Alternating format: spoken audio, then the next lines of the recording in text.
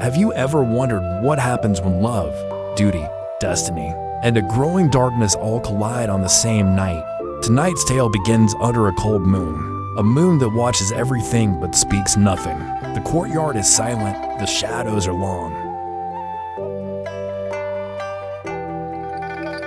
And that is where Xian walks alone. Her steps are slow, not because she is tired, but because her heart is heavier than her feet. She hopes Mongu will follow her. She hopes he will choose her over duty, choose her over the sect that raised him, choose love over obligation. But Mongu stands inside his quiet room, his back facing the door. He listens to her voice. He feels her sadness, yet he does not move. He chooses responsibility. He chooses loyalty. He chooses the sect. Xian gives him only 2 days to decide. But his unmoving silhouette already tells her the answer, a heartbreak that needs no words. As she leaves the courtyard, the moon follows her, like a witness to a tragedy about to unfold. Meanwhile, in another part of the sect, Baijusi wanders like a lost child. He mutters to himself, calling Li Qingyu's name over and over. His longing feels almost painful. Ningyan watches him with mixed emotions. She has never seen the once cold immortal become like this. She finally decides to take him to meet Qingyu, because a heart in torment should not be left to bleed alone. When they finally reunite, the air freezes. Li Qingyu's eyes carry storm. She sees him and remembers everything. Every betrayal, every cut, every moment she once loved. Baijusi reaches out like a child, but she steps back. Her voice is cold, sharp enough to break dreams. She tells him she will not love him again. She tells him the past is buried. She tells him she does not want to fall back into the same trap. Yet Baijusi refuses to let go. He follows her like a shadow, not understanding her rejection, not accepting it. This painful scene lingers, like a wound that refuses to heal. Just then, Jiang arrives. He senses something wrong. His presence is gentle, his words soft. Li Qingyu suddenly asks him a question that slices through the quiet night.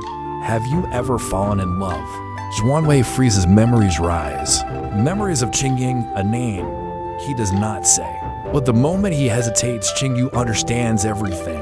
To broken hearts standing under one moon, sharing truths neither expected, their silence becomes its own conversation. But peace never lasts, because in the next moment, the crisis begins. Baijusi collapses. His injuries are deep. Even Li Qingyu, strong as she is, struggles to heal him. Each day she pours spiritual light into him. Each day he fights pain that refuses to fade. But trouble never comes alone. Fan Linger arrives with Jiang Swan, once proud, now without cultivation. Fan Linger has thrown herself into repairing formations. Her determination burns bright. Jiang Swan's power carries the legacy of Xiao Jingshan, and unexpectedly, he becomes the key to restoring the Great Desolation Stele. Together they repair the stele, a silent monument holding ancient secrets. When the stele finally shines again, Qingyu brings Baijusi into its hidden world, searching for Xiao Jingshan, searching for truth inside the stele.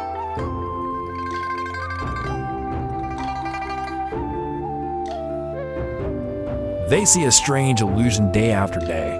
Xiao Jingshan living peacefully with his family, to peaceful to perfect, suspiciously perfect. Qingyu feels the wrongness first. Baijusi follows her, and the two head toward Wenzuan Palace deep inside the illusion, hoping to break it outside the stele.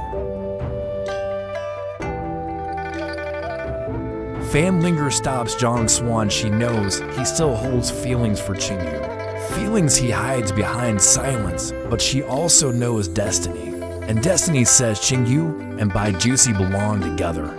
Jiang Swan hears her, but pain is not so easily erased. Meanwhile, far away, Xiao Jingshan is sinking deeper into darkness. His loved ones died on the same day. His heart shattered, his humanity crumbled. He embraced demonic cultivation. He fed on hatred. He sought revenge. Qingyu learns the truth and her heart aches, because pain like that can destroy worlds. And Xiao Jingshan is ready to do exactly that. He goes to Yinlian's sect seeking alliance, but egg sees through him. She refuses. So does the sect mistress. Xiao Jingshan no longer cares. He doesn't want peace, only power, only vengeance. His presence spreads like a dark cloud, covering the entire land, and at that same time,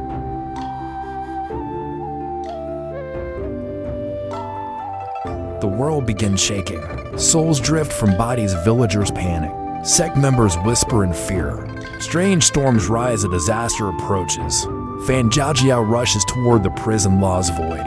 Something terrible has awakened, and in the middle of all this chaos, Li Qingyu finds her long-lost companion. The little white snake, its presence warms her heart, but it also senses something wrong. The world's energy is trembling.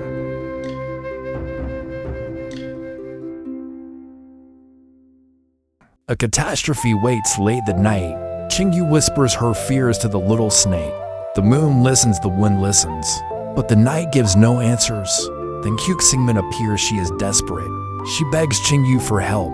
Her sect is in danger. People are suffering. Qingyu's eyes turn firm. Her determination becomes a blade. She will not stand aside. She will face the coming disaster, even if the enemy is Xiao Jingshan.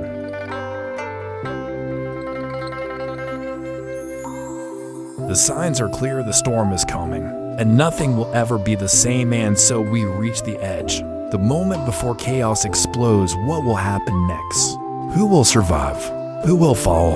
And what awaits beyond the rising darkness? The answers lie in the next episode, but for now the moon hides its secrets.